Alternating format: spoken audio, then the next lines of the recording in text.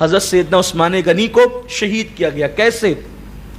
کم و بیش 40 دن تک حضرت عثمان غنی کے گھر کا محاصرہ کیا گیا۔ حضرت عثمان غنی جو تھے، جو مدینہ منورہ ہے، مدینہ منورہ جو ہے اس دور کا، ابھی جو مسجد نبوی کا کل رقبہ ہے، کل رقبہ مسجد نبوی شریف کا جو ہے، یعنی کہ پورا جو گراؤنڈ ہے، جتنا پوری مسجد نبوی جو بنی ہوئی ہے، اتنا ہی رسول اللہ کے دور میں مدینہ منورہ تھا، پورا شہر مدینہ اتنا بڑا تھا، ٹھیک ہے۔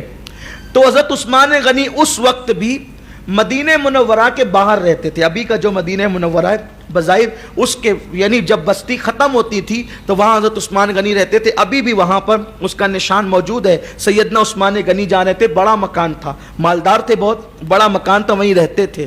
تو بلوائیوں نے، یہ بلوائی جو ہے، یہ لوگ بلوائی کہتے ہیں، غنی رضی اللہ تعالیٰ کے گھر کا محاصرہ کر لیا، اور محاصرہ کر لیا 10 دن تو بہت نرمی رکھی ان لوگوں نے۔ حضرت عثمان غنی نماز کے لیے آتے بھی رہے، جاتے بھی رہے۔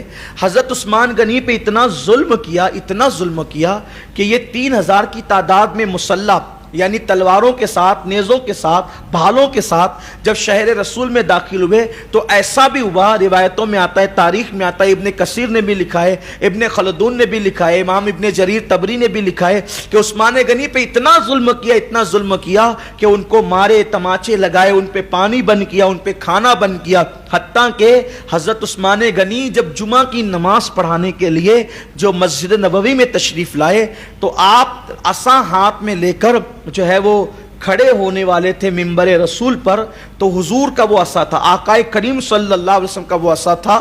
حضرت عثمان غنی کو تماچے مارے ممبر پر، اور حضرت عثمان غنی کے ہاتھ سے عصا چھینا، اور چھین کر کے اس طریقے سے ایک ظالم نے جو ہے وہ اس طریقے سے رانوں پہ رکھ کے اس کو توڑ دیا، شہید کر دیا، عصا مبارک کو، حضور کے عصا شریف کو شہید کر دیا۔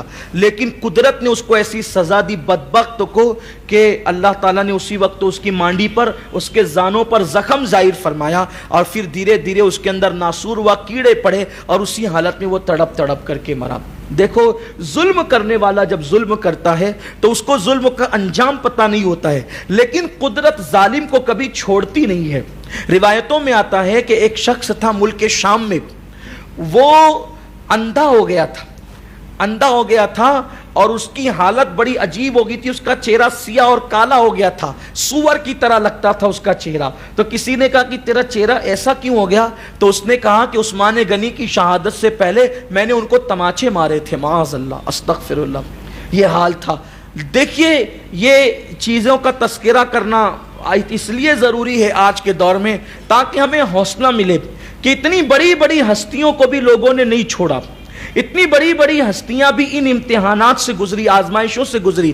آج تھوڑا سا ہمیں کوئی کچھ کہتا ہے تو ہم فوراً بفر جاتے ہیں، مجھے ایسا کہا، یہ ہوا، ارے دیکھو اتنی بڑی بڑی ہستیاں۔ حضرت عثمان غنی نے جو قربانیاں دی ہے، آپ ان قربانیوں کو تو دیکھیں، چندہ دینا رسول پاک کی بارگاہ میں، اونٹ بھر بھر کے حضور علیہ السلام کے نام پہ لٹانا۔ آقا کریم نے فرمایا کہ عثمان تبوک کے بعد اگر کچھ نہ بھی کرے تو بھی اللہ اس کو جنت عطا فرمائے گا۔ 2 مرتبہ حضور سے جنت خریدنے والی ذات سیدنا عثمان ذوالنورین رضی اللہ تعالیٰ عنہ کی، ان کے ساتھ یہ ہوا۔ اور آپ کو جو ہے حضرت سیدنا عثمان غنی رضی اللہ تعالیٰ عنہ کو ممبر سے نیچے کھینچا گیا۔ صحابہ کرام اس وقت حضرت عثمان غنی کی طرفداری میں تھے، لیکن آپ جانتے ہیں کہ تڑپ کر رہ جاتے تھے، کیونکہ اپنی عزت بچانی تھی، اپنی آبرو بچانی تھی، اپنی جان بچانی تھی، کیونکہ وہ 3000 کی تھا۔ جب یہ اطلاع مولائے کائنات شیر خدا علی مرتضیٰ کو پہنچی تو حضرت مولائے کائنات نے اپنے دونوں شہزادے حسنین کریمین کو بھیجا کہ جاؤ اور جا کر دروازے پہ کھڑے رہو تاکہ بلوائی اندر نہ سکے۔ ایک شبہ کا ازالہ، بہت خاص بات۔ آپ کے ذہن میں ایک بات آتی ہوگی کہ عثمان غنی کا گھر گھیر لیا تو اور بقیہ صحابہ کہاں گئے تھے؟ چند بچے تھے تو مدینہ منورہ صحابہ سے خالی کیسے ہو گیا تھا؟ اور صحابہ کہاں تھے؟ کہاں تھے حضرت طلحہ؟ کہاں تھے حضرت زبیر؟ کہاں تھے عبد الرحمن ابن عوف؟ یہ بڑے بڑے بہادران اسلام جن کے نام سے بڑے بڑے سورما کانپتے تھے، یہ کہاں تھے؟ ایسا کیوں ہو گیا کہ حضرت عثمان غنی کا گھر گھیر کر کے شہید کر دیا؟ تو یاد رکھیں صحابہ کا معمول یہ تھا کہ ہر سال صحابہ حج کرتے تھے. تو جن دنوں بلوائیوں نے حضرت عثمان غنی کا گھر گھیرا ان دنوں اکثر صحابہ حج کے لیے تشریف لے جا چکے تھے.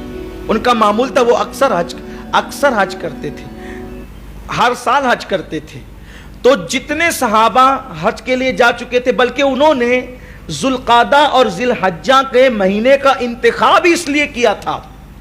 وہ شریروں نے, بلوائیوں نے حضرت عثمان غنی کی شہادت کے لیے ان دنوں کا انتخاب اس لیے کیا تھا تاکہ ان کو مدینہ منورہ صحابہ سے خالی ملے. جب اکثر صحابہ حج کے لیے چلے جائیں گے تو پھر ان کو مدینہ منورہ خالی ملے گا, اور یا تو زیادہ عورتیں ہوں گی یا تو بچے ہوں گے, اور وہ کوئی مزاحمت نہ کر سکیں گے, روک ٹوک نہیں سکیں گے. اس لیے ان لوگوں نے ذوالقعدہ اور ذی الحجہ کے مہینے کا انتخاب کیا. اب آپ کے بات سمجھی, بہت سارے لوگ یہ شکوک و شبہات کہتے ہیں جب عثمان غنی پہ یہ ظلم ہو رہا تھا تو سب کہاں تھے؟